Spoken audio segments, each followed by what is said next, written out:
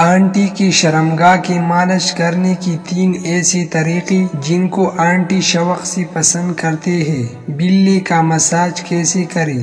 دوستو، آنٹی کا مطلب ہے کہ وہ آپ سے عمر میں بڑی ہوگی اور اسے خود کو چودنے کا زیادہ تجربہ ہوگا، اسی لیے آپ کو آنٹی کی مالش کرنے کے لیے یہ طریقے استعمال کرنا ہوگی تاکہ وہ مزہ لے سکے۔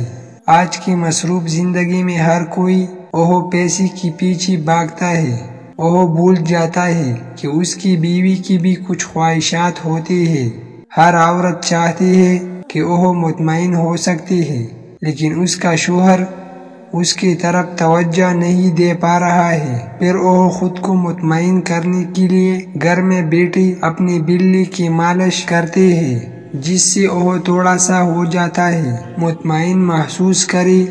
بلی مالش کرنے سے خواتین کو انتہائی لذت حاصل ہوتی ہے، اس کے لیے وہ بہت سی چیزوں کا استعمال بھی کرتی ہے۔ یہ عضو تناسل کی شکل کا ہوتا ہے، بات ہوتی ہے جو آگے سے بہت سخت اور تھوڑا نرم ہوتا ہے، اس لیے خواتین اسے اپنی بلی میں ڈال کر مطمئن ہونے کی کوشش کرتی ہے۔ تو بلی کا مساج صرف اس لیے کیا جاتا ہے کہ جس سے کوئی بھی عورت مطمئن ہو سکتی ہے، اور وہ بھی اس بلی کی مالش سے بہت لطف اندوز ہوتی ہے۔ مالش میں ان کی بلی اچھی طرح کھلتی ہے اور اندر لگائی جانے والی مادہ سے کم رگڑ کی وجہ سے بھی اندر جا سکتی ہے، اور سیکس شری کافی دیر تک چلتا ہے۔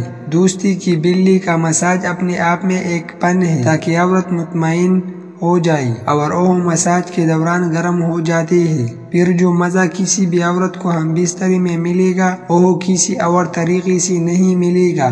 تو طریقہ کسی بھی عورت کے ساتھ ہم بستری کرنے سے پہلے ہمیں اس کی بلی کو سہلانا پڑتا ہے۔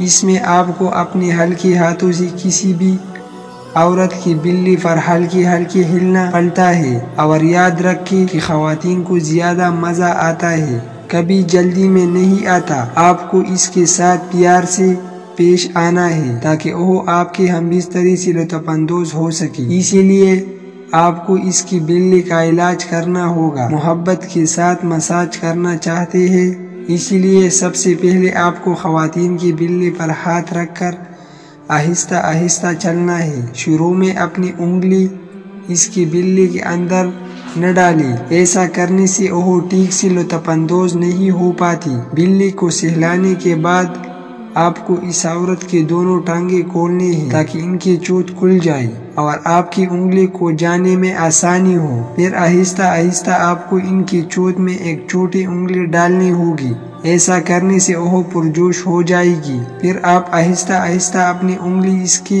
اندر لے جائیں